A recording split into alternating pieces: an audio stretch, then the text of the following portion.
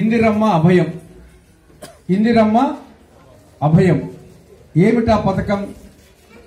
Congress party అధికారంలోకి వస్తే ప్రతి పేద కుటుంబానికి నెలకు ఎంత ఇస్తుంది? 5,000 రూపాయలు.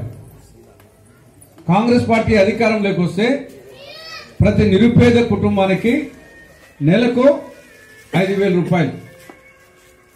నెలకు 5,000 అంటే సంవత్సరానికి ఎంత? నెలకు 5,000 అంటే సంవత్సరానికి ఎంత? 60,000. 5 సంవత్సరాలకి ఎంత? 3 లక్షల రూపాయలు.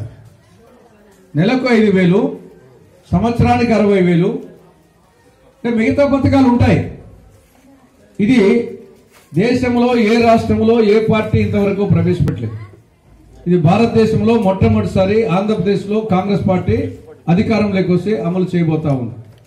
కానీ ప్రతి నిరుపేద కుటుంబానికి నెలకు 5,000 రూపాయలు, సంవత్సరానికి 60,000 రూపాయలు, 5 సంవత్సరాలకు 3 లక్షల రూపాయలు.